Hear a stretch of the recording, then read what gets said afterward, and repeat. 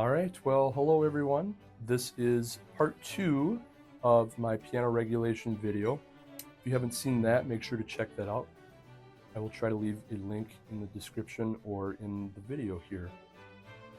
But in part 1, I just talked a little bit about the process of regulating a piano, all the way from the key, all the way to the hammers hitting the strings. And in between that, we have a lot of mechanisms here that have to work and be regulated properly in order for the keyboard to feel as smooth and even all across. So, and more specifically, this is of course an upright piano, and I will try to do a grand piano probably sometime in the future, so stay tuned for that. So, with an upright, we can start with the key. And the keys extend all the way to the bottom here, what's called the whip-in. So really, the key acts like a teeter-totter. So as you can see, if I push the key down, this end starts to move up, which then triggers a series of levers. Let me show you how that looks. So again, it's just a teeter-totter, and that pushes up as your finger pushes down.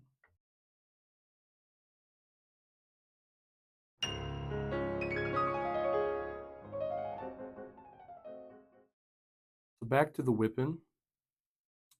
So the capstan contacts the whip-in here, and so this just turns in and out, and then that would either raise this a little bit or lower it between this contact point here. And so again, the whip-in holds a lot of the little mechanical parts in here. So we have the other important item here, which is the jack. It always looks like a backwards J. That's kind of how I remember that. And so this rocks back and forth, as you can see, and it can do that from the spring, just right here, the jack spring, and that rests on the whip-in. The other parts on the whip-in here is this is the bridle strap, this little cloth and leather piece here.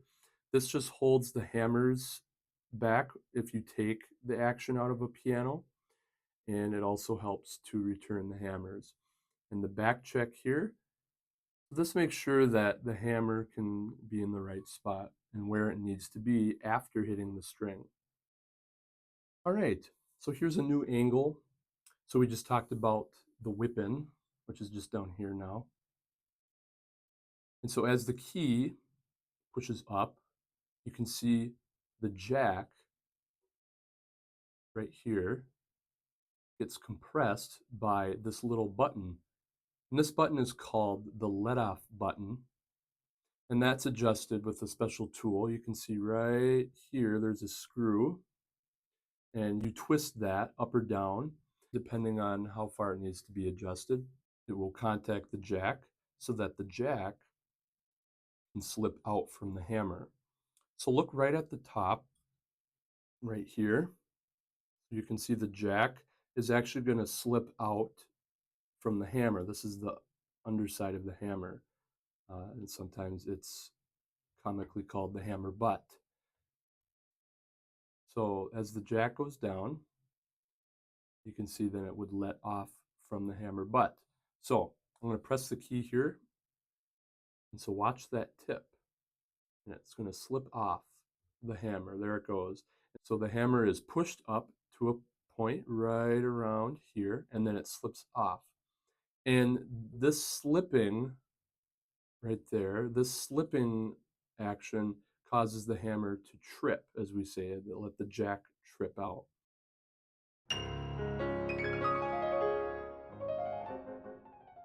All right, so this gives you another angle here. If you've ever opened up your piano lid, maybe you've seen the inside. And this is pretty much the most visible part or most recognizable part, of course, the hammers.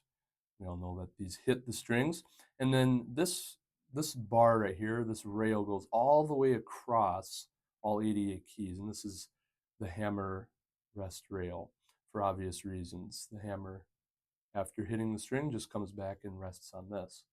These cushions here, this felt, are glued only on the bottom or fastened only this way So then on top here, you can see there's a little wiggle room. So if you have to make micro adjustments, if a technician goes through and needs to adjust this distance here for how far it's resting, then they can add in felts right in this little pocket here.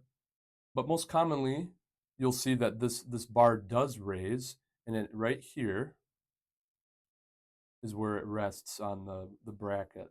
So a lot of times after a few decades, if a piano is really out of regulation, you'll just add some felt here and that'll increase the distance. So you can see how that's adjustable like that.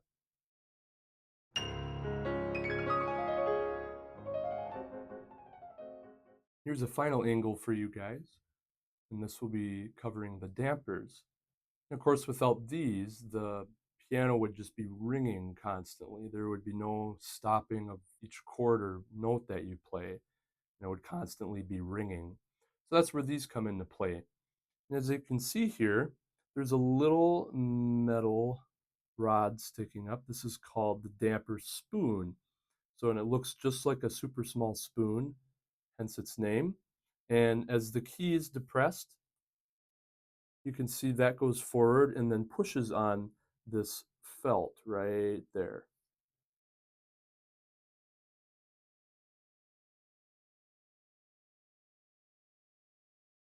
Right, so as that pushes on the felt, the damper rocks back, and you can see it's lifting off the string. And ideally, you would like that to be lifting as the hammer gets halfway to the string.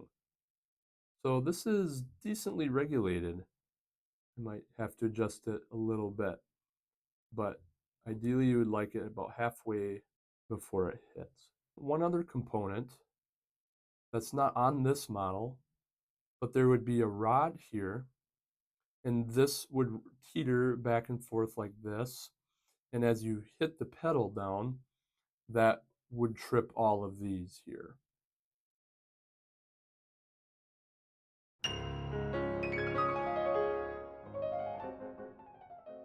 All right, and so here's one last look for you guys. Another quick review. So the key, again, acts as a teeter-totter and pushes up to the whip in here, which holds the back check and the bridle strap. But more importantly, it allows the jack to slip under the hammer so that the hammer can go forward and then come back. And the back check makes sure it doesn't go too far or too behind. And this catches the hammer on the back check here. And this catches the hammer. And of course, then we have the dampers, which allow the note to stop ringing. And I'll just hit the note a few times here for you guys. And that way you can see everything in action all together now. Hey, thanks for tuning in. If you liked that video, feel free to check out more down in the link here. And if you want to stay updated for future videos, feel free to subscribe in the link down there. Thanks.